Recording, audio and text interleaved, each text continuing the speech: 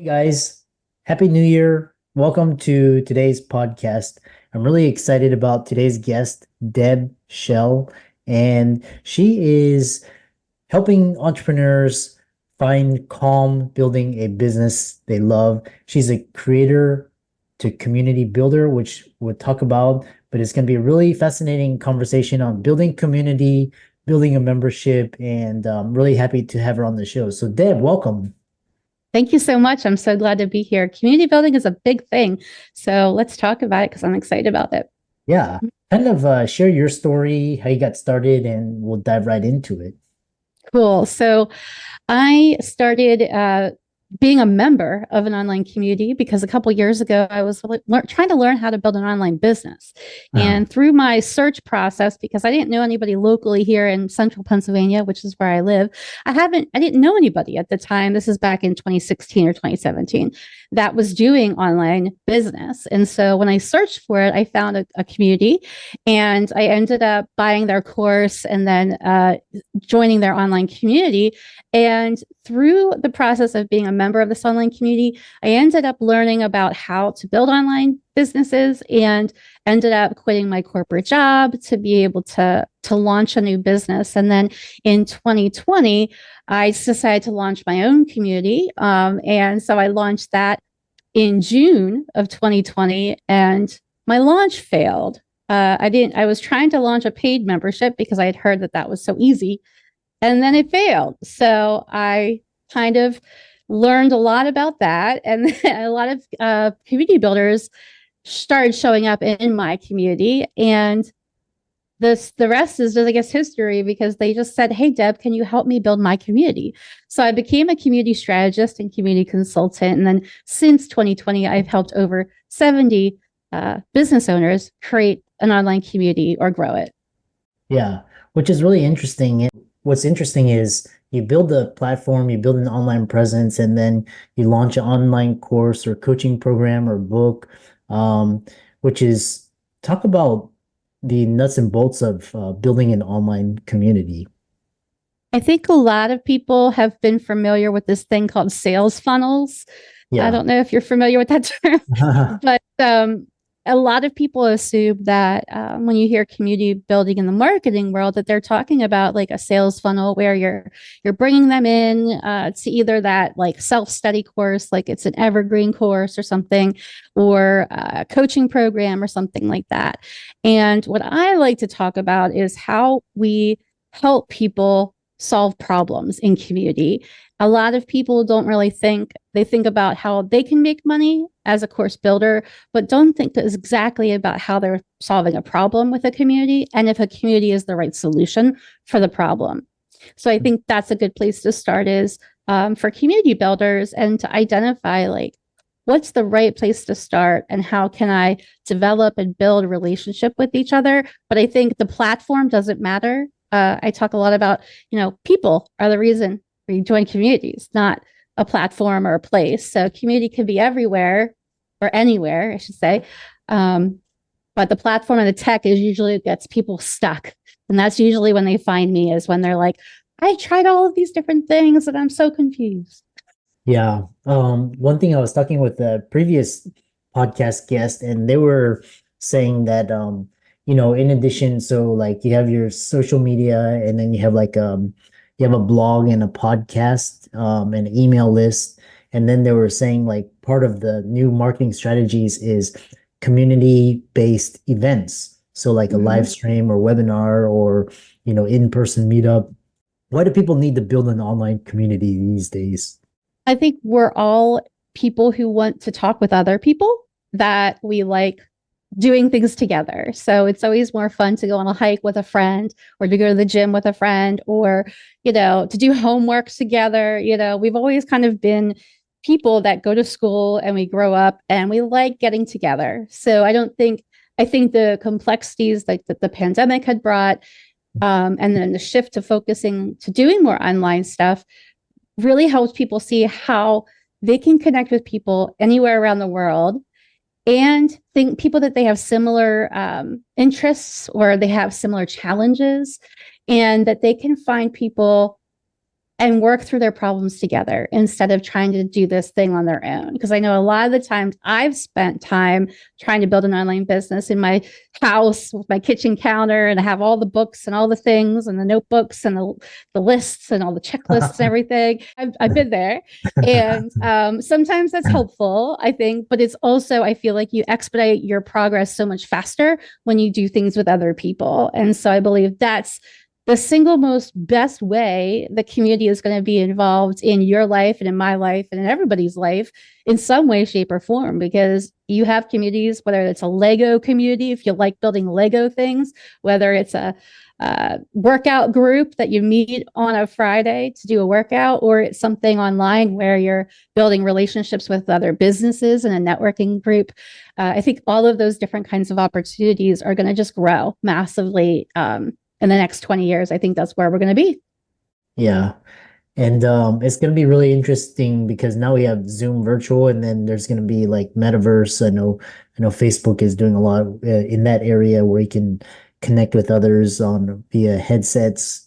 The other question is, like, I built my podcast to foster an online community, but it's not gated or anything. Anybody can come and see, but the intention was never to make any.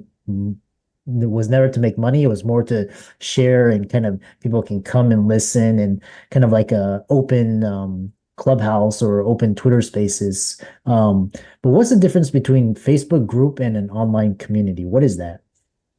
Well, I would say before we go to Facebook, what I'll say is the difference between an audience and a community is kind of what we're talking about, first of all. So, building an audience is like an email list, a podcast, a YouTube channel. That's an audience building tool. Even Facebook pages, think of those as audience building tools because it's one directional.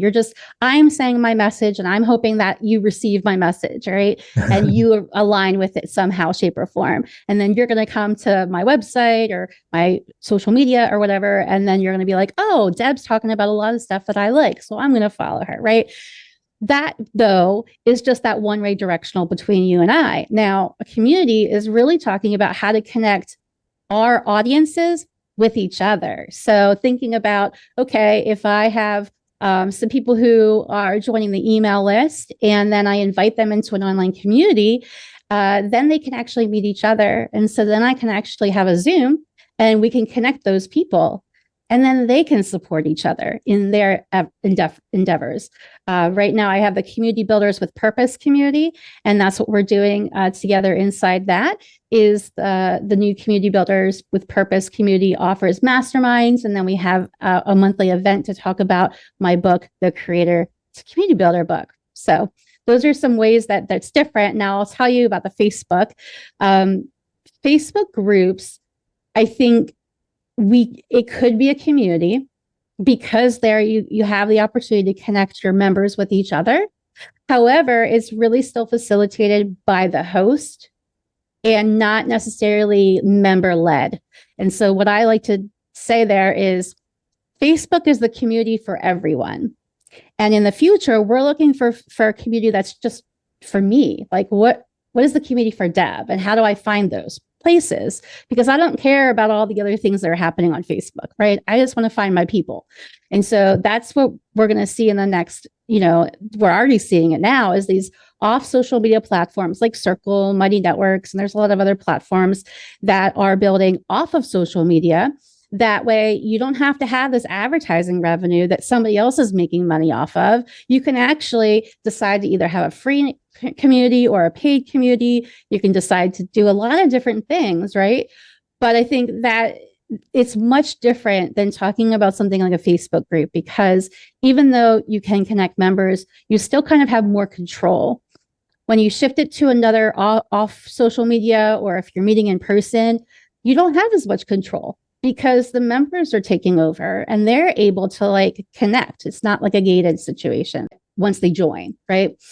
So I think those are some of the differences, if that's helpful. Yeah. Yeah. I love that difference between audience and then community and then basically gated versus non-gated. So then the next question is how do you know if a community is the right direction? If it solves a problem, right? If we want to do things together, if you don't want to show up. First of all, community is not like passive income. It is intentional. It is a lot of time to build an online community because you're really trying to figure out who are my ideal members, what are we doing together in this online community? Why are people going to keep showing up? Why are they going to care? And so you have to think about those things, which takes a lot of time and effort to think about your community strategy and to be intentional about it. Yeah. But once you've figured out those things, then you have to decide if you really like it for the long term. And so what I tell people is like, don't start with like a monthly membership. Start with like a 6-week course or a 4-week coaching program or something that's shorter bites, right? Because then you have an out. Then you can be like, oh man, that last 4 weeks was ridiculous. I'm not doing this anymore. And you have an out versus saying like, oh, now I have to keep going for the rest of the year and basically forever. If you have a membership, it's like forever until you decide to stop doing it, right? So I think that's something important to think about is in your day, what space do you have for this? What excites you and where do you show up? Like, if you love Facebook, then maybe a Facebook group is a great opportunity to build better relationships with some of your audience. But if you're like, I hate Facebook, well, then you're not going to want to build there because you don't spend time there and it's not going to be enjoyable. So I think it's important to find ways to do things in community with others that you enjoy doing and to just build more relationships because that's really what community building is. At the end of the day, we're just building relationships. We're trying to get to know each other a little bit more instead of like, I only know surface level, but I know 1,000 people, but I only know them on the surface level. Like I can probably okay, I know they do this thing, but I don't know anything else about them versus, oh, I have really great conversations and I know a lot about these 20 people that are in my community. That's a way different conversation and a way different way to operate. A community, though, is not always the solution. So if I was saying this with some people the other week, a taco. All right. So I go to a taco stand to get tacos, right? I don't go to your house unless you're hosting a party. So yeah, I have tacos. But we could have a taco night together. And if we all had friends and we all love tacos, then it could be a great community solution to say, all right, we're going to have a Taco Tuesday every night and we'll rotate at each person's house. Or we're going to send you tacos virtual, and then we can all jump on the Zoom and we can all eat our tacos at the same time. Like that could be a problem that a community could solve. Or the other example I have is like a dentist. So I go to a dentist when I have a cavity. I'm not going to come to your house to get my cavity filled, right? But maybe I need a community to help me build healthier habits so that I don't get those cavities.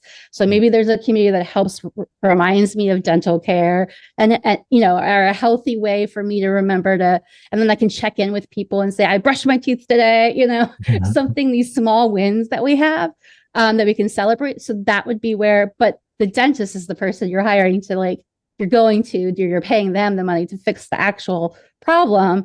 But the habit of keeping this to be a better solution for later is the community solution.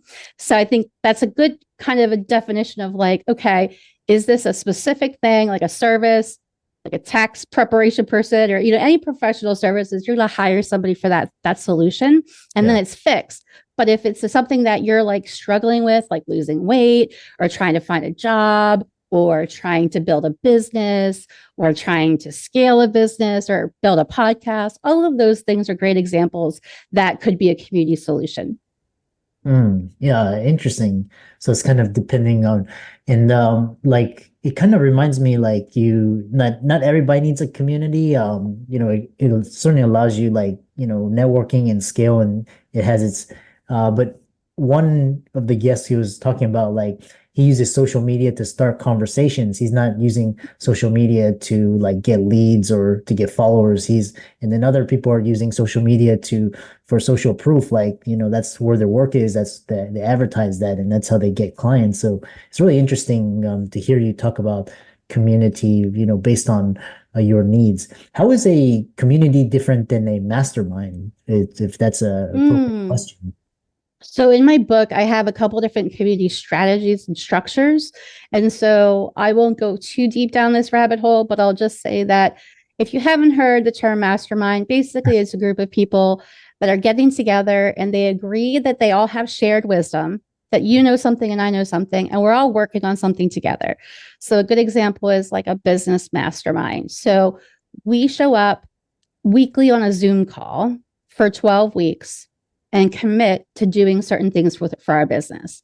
And the group needs to keep each other accountable. And so if I say, okay, Christopher, by next week, I am going to have my landing page done and I'm going to have some emails together to send out for my newsletter. I'm going to have like February content done.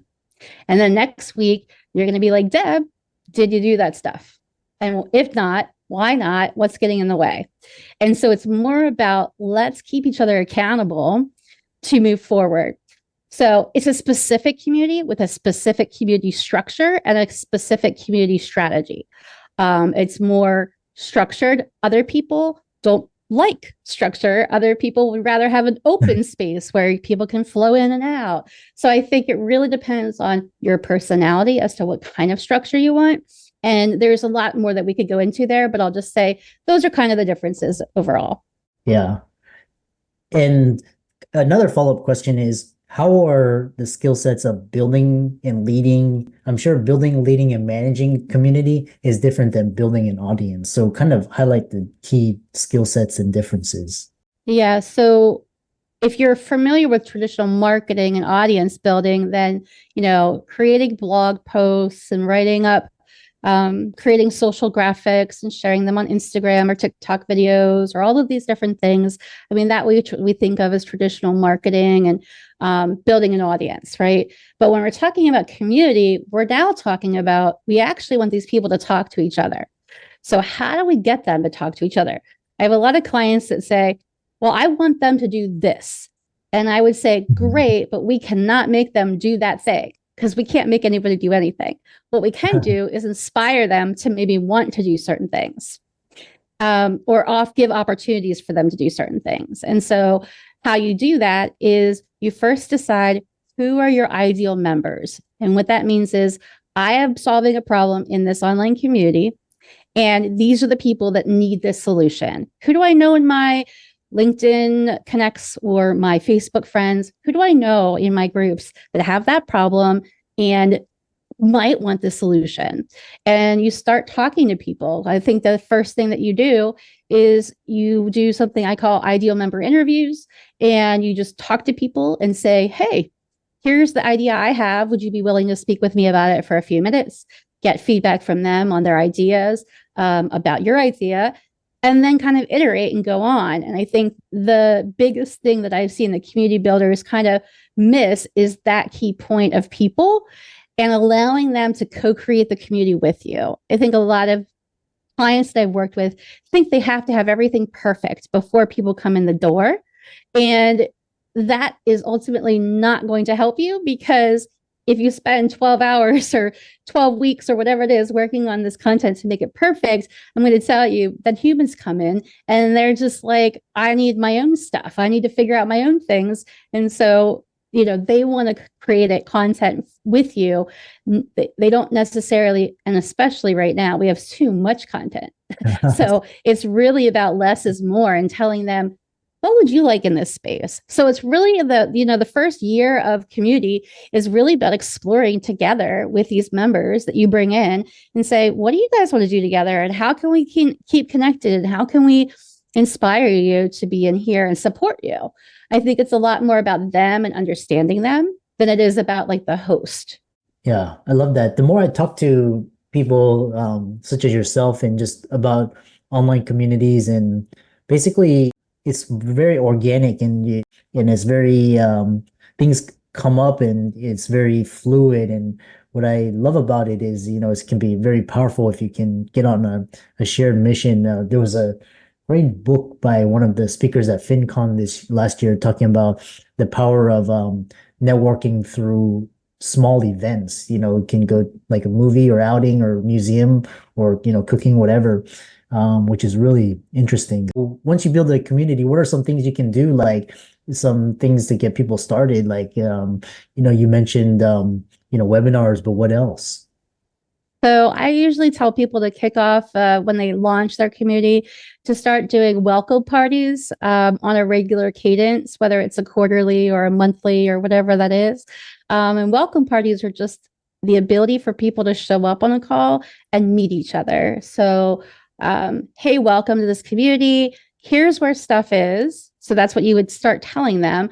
But then you would want to connect them to each other. So you could do breakout rooms and ask them, like, what are you excited about this year? Or, what tacos are you making? Or what is the most unique taco or the best taco you ever had, if it's taco community, for example, or something. Yeah. So we're just trying to figure out finding those threads that are going to connect them, because what's going to happen, and the biggest problem that people have with online communities is that they have a hard time getting people to come back. It's easy to say, hey, I'm open. And then they come the first time, but then it's like, oh, and then they're gone. How do they come back here? So it's more about building that relationship. So if I know that you're in this community, I'll be like, oh, well, Christopher's there, so I want to connect with him. So I'm going to log into that community because I know you're there. And so if you and I had a conversation for 5 minutes in a breakout room, and then we got to know each other some more, oh, well then, okay, now I know who's in the room. And why that's important is because we're establishing psychological safety within that. We're saying, hey, Deb's in the room, Christopher's in the room. These are cool people, you know? Nice. And then they're willing to maybe share some stuff. Maybe they're willing to say something online. Maybe they're willing to, unmute themselves in a Zoom and turn their camera on. But if you have not introduced anybody and nobody knows anybody, you don't know if there's a CEO in the room, or if there's like I don't know, other people, you have no idea. And so it's harder to ask people to then comment on posts or create a question or, do these things that we want them to do, which is what we call engagement. And that engagement word can mean a lot of different things to a lot of different people.